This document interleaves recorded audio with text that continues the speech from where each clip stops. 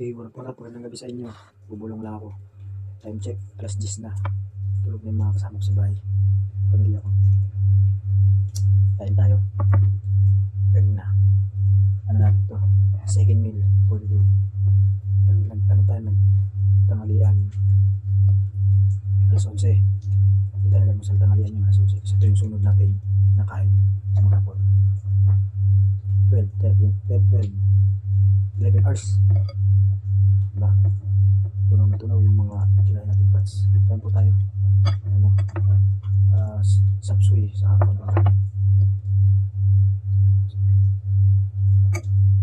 Kain po.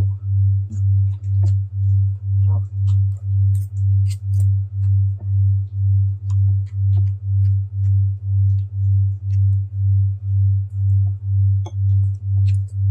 Second meal natin to.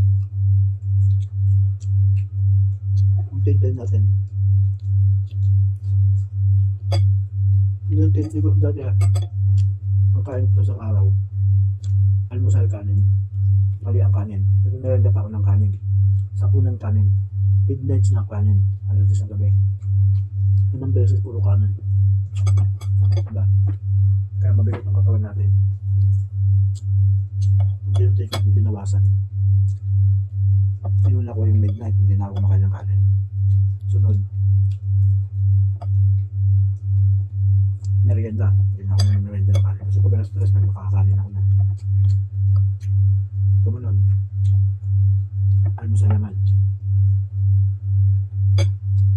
Hanggang sa mag 1 meal tayo a day. Dahil yung sinaunang mga tao, isang beses lang naman talaga kumakain. Minsan wala pa. Hindi ka magkaka-ulcer ng yung mga nagkaka-ulcer sa mga kinakain nila yung nagda-diet. Sakain naman ng chicherya, mag-soft drinks, magkakape.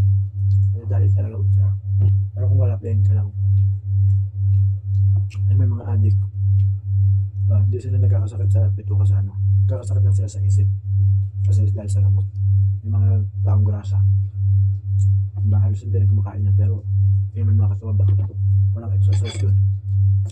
Mahaba pa ng buhay. Ang ancient natin ng mga ninuno. Isang beses lang tama kumain.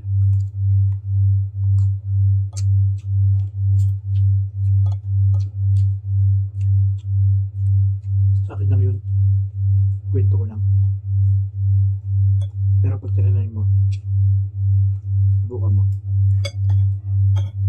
Hanggang yung pakaramdam mo. Kahit matulog ka ng late na, laon na ganyan. Higising ka pa rin ng alas 5, yung katawan mo kusang babangon.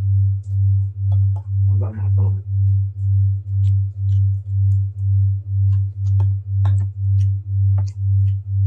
Magtanghali ka kasi nagising na. Ibig sabihin, hindi maganda yung ano mo, routine mo. Pag ang katawan mo gumagising ng tanghali.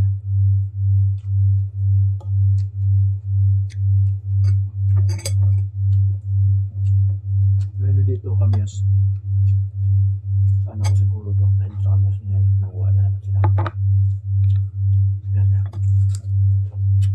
Sabis. Kanin ko. Kanina. 1 cup. Ngayon, 1.5. Huwag ka lang kagad matutulog. Hihiga nila no. Late night na.